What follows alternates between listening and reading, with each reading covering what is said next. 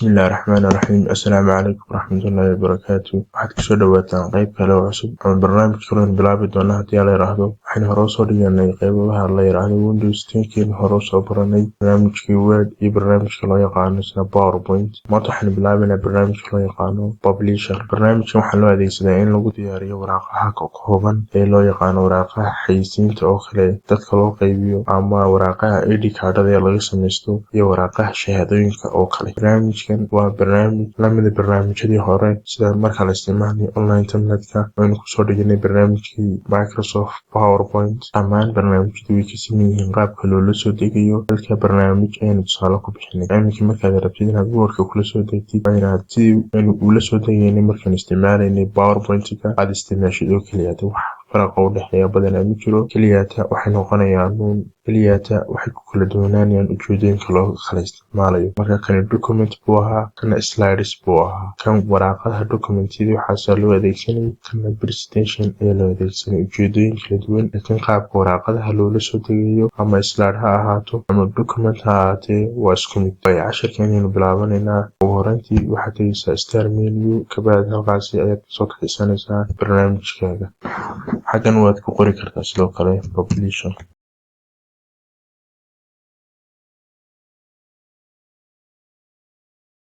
Barnaamijku qaabkan ayaa u egyahay, qaabkan ayaana uu kugu soo baxaya.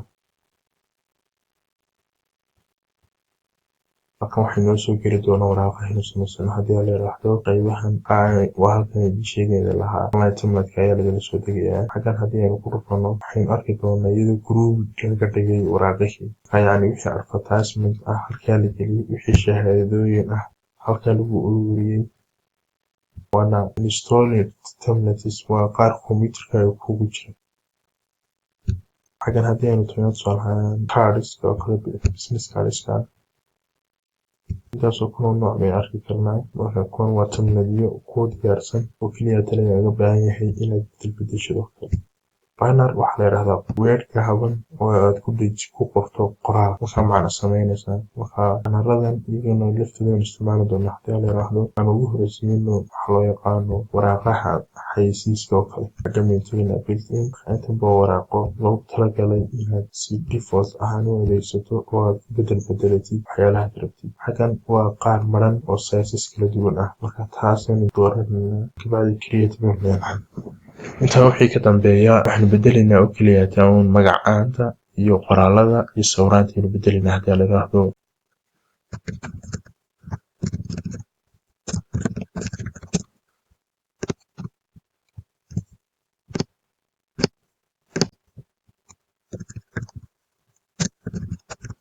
waraaqada qaybahaas oo kale aad ku bedeli kartaa. sidoo kale waxaad isticmaali kartaa waxaanu gelinaa list, yacni cidana u diyaarinaysa waraaqadan waxyaalaha ay qabato ama shaqooyinka bulshadu qabato iyo waxyaalahaas aad kusoo bandhigaysa haddii la yiraahdo.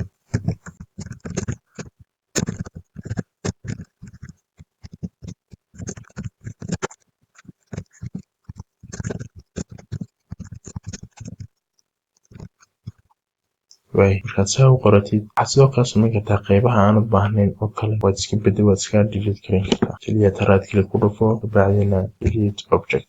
Cidda doonaysid ama maxaan ku leeyahay qaybta doonaysid inaad si weyn loo arko soo weyneyna. Xaggan iyada ah waxaad ku qoraysaa qaabka looga baranayo amase waqtiyada lasoo baranayo, gelin hore gelin dambe, ama qaabka shaqada ay u soconayso oo kale waqtiyada la heli karo. Marka inagu YouTube-keenu wax ka dhiganaa, YouTube-keenu ku qoranaa marka.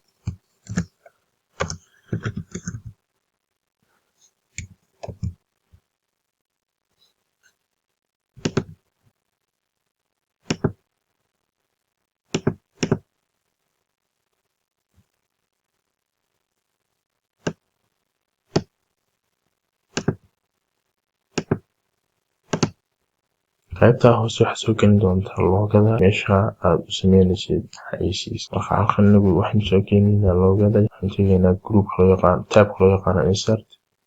Si dooranaynaa qaybtan illustrationska gaar ahaan pictures. Marka waxay ku keenaysaa halkay ku yaalaan loogooyinkaaga ama designada maxaan u jeedaa sawiraantaada halkay ku yaalaan.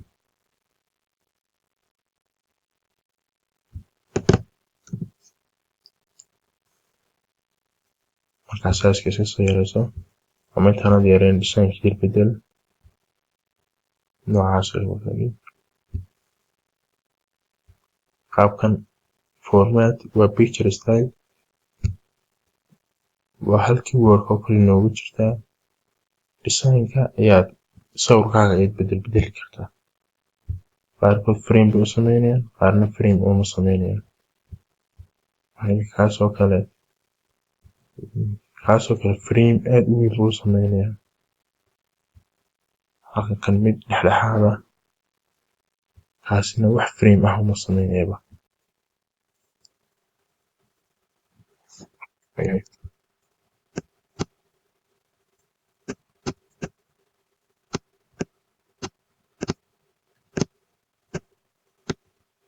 marka la isku dayo inaan bedelno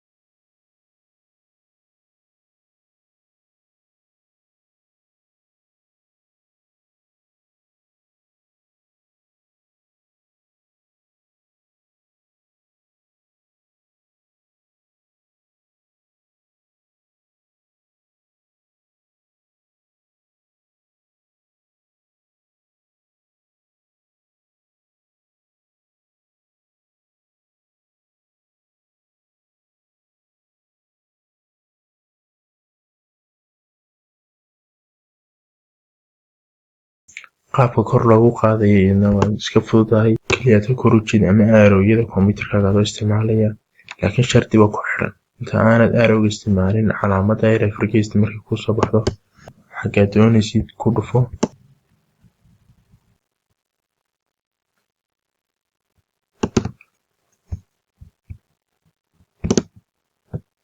بدأ بس delete gareynayna right click delete object baan iska leenahay xaggan warbixinta oo dhammaystiran halka lagu qorayo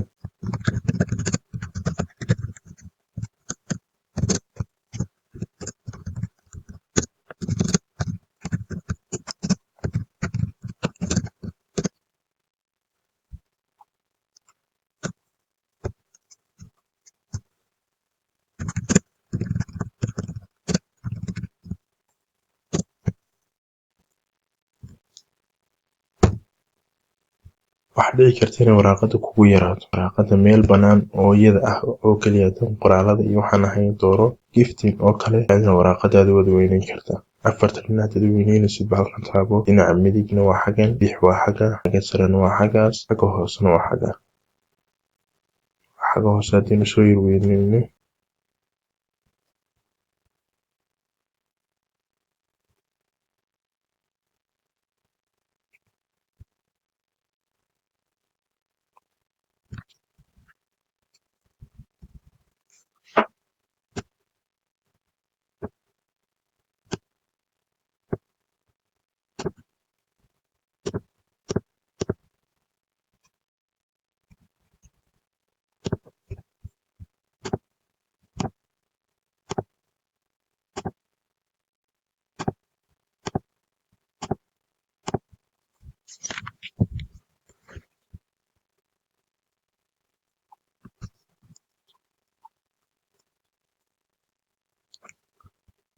xaggana weer gaaban oo phrase oo kale ayaad ku qoraysaa ama halku dhiga goobtaas ay leedahay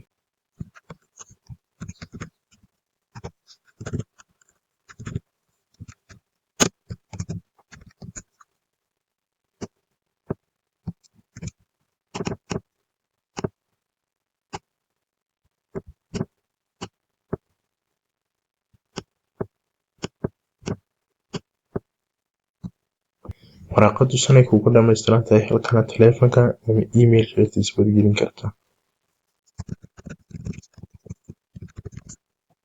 kartaa markaad save gareynaysid waxaad taabanaysaa file kabacdina save kabacdi halka aad doonaysid inaad dhigtid baad baahan doontaa haddii aad doonaysid desktopka dooro ama documentiska haddii kaleba browse xaggaasaynu ku qoranaa publication ayaa kuu soo baxay markaa waad iska baabi'in waxaad doonaysid baad ku qoranaysaa magacaaga